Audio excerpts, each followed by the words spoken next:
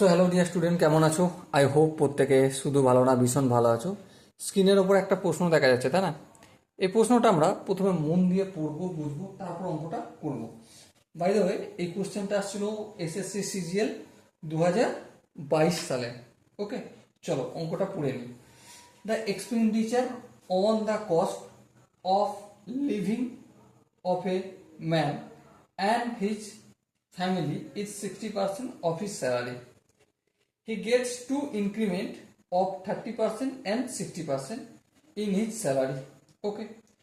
If his saving increase by 250% of his initial saving, then the new cost of living expenditure is what percentage of the increased salary?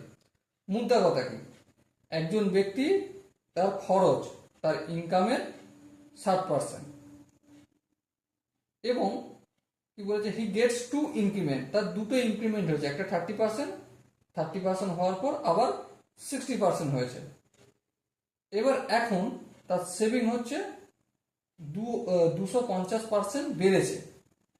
তাহলে এখন আমাকে বলতে হবে যে তার যে খরচ বর্তমানে যে ইনকাম হচ্ছে তার কত পার্সেন্টেজ। ওকে, দেখো আমি তার ইনকাম বা আয় ধরছি 100 টাকা। ওকে, এই 100 টাকাটা দুটো ভাগে ভাগ হবে। একটা হচ্ছে খরচ কত টাকা, দেখো কোশ্চেনে বলেইছে 100 টাকা, 60 টাকা। 60 টাকা তার খরচ। তাহলে সঞ্চয় কত টাকা?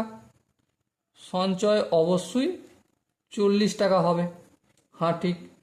এবার আয় কত হয়েছে? নতুন আয় 100 ছিল, 30% বৃদ্ধি পেয়েছে, মানে 30 টাকা বৃদ্ধি পেয়েছে। তো কত হলো? 130। আবার বৃদ্ধি পেয়েছে কত পার্সেন্ট? 60%। তাহলে 130-এর 60, এই শূন্য কাটলো, এই শূন্য কাটলো। সো 130 প্লাস 6 78, 130 আর 78 যোগ করলে 208 টাকা তার নতুন আয়। এবারে তার সঞ্চয় কত ছিল? 40 টাকা। এখন তার সঞ্চয় কত? 40 টাকা ছিল। হ্যাঁ, এই 40 টাকা এর 250% বৃদ্ধি পেয়েছে। তার মানে 40 টাকা ছিল আর এখন 40 টাকা 250। তাহলে টোটাল যোগ করলে এটাই হবে তার সঞ্চয়। হ্যাঁ, এই শূন্য কাটলো, এই শূন্য কাটলো। So 40 plus 4 25-এ 100। সো আলটিমেট কত পেল? 140 টাকা তার সঞ্চয় করছে। এখন এটা লিখলে একটু ভালো হয়। এখন সঞ্চয়। এবার আমাকে বলো এখন তাহলে খরচ কত? তাহলে এখন খরচ ইনকাম কত? 208। ইনকাম থেকে আমি সঞ্চয়টা বাদ দেবো। হ্যাঁ, 140টা বাদ দিলাম। সো কত পাবো আমি? 68 রুপিস। এবার আমাকে কি বলেছে? বর্তমান ইনকাম কত? 208। খরচ কত? 68। এটাকে পার্সেন্টেজে করতে হবে। এই যে খরচটা কত পার্সেন্টেজ বলেছে?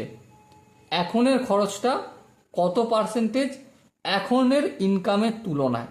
তাহলে কি করবো? কার তুলনায়? এখন ইনকামের তুলনায়। তাহলে এই 208টা আমি কেন লিখলাম? আই হোপ তোমরা প্রত্যেকে বুঝতে পেরেছো। কোনটা? খরচটা। তাহলে খরচটা আমাকে লিখতে হবে এখানে। পার্সেন্টেজ করতে গেলে ইন্টু 100% করতেই হবে। এবার দেখো আমি একটু কাটাকাটি করবো। কীরকম কাটাকাটি? 2 দিয়ে কাটবো। 34 দুগুণে 68, আর এখানে এটা কি হবে? 104। 17 দুগুণে 34, আর এটা হবে 52। এবার দেখো 4 13 52, আর এটা কত হবে? 4 25-এ 100। সো কি পেলাম? 17 গুণিত 25/13%। 17কে 25 দিয়ে যদি গুণ করি কত পাবো? 425/13%। এটা ভাগ করে দেখবে কত হবে? 32.69 সামথিং পার্সেন্টেজ। সো এটাকে আমি 0.7% বলতে পারি, কারণ রাউন্ড অফ করতে বলেছে, তাই না? সো ডিয়ার স্টুডেন্ট, এখানে যে চারটে অপশন ছিল তার মধ্যে কোন অপশনটা ঠিক হবে? Obviously option A is the right answer. Okay, so dear student, I hope তোমরা প্রতিটা কনসেপ্ট বুঝতে পেরেছো। যদি কোনো জায়গায় বুঝতে অসুবিধা থাকে, ডাউট থাকে, কনফিউশন থাকে, তার জন্য কি করতে হবে? কমেন্টে জানাতে হবে। ওকে, সো দেখা হচ্ছে পরবর্তী সেশনে। ততক্ষণ পর্যন্ত ভালো থেকো, সুস্থ থেকো এবং জয় হিন্দ।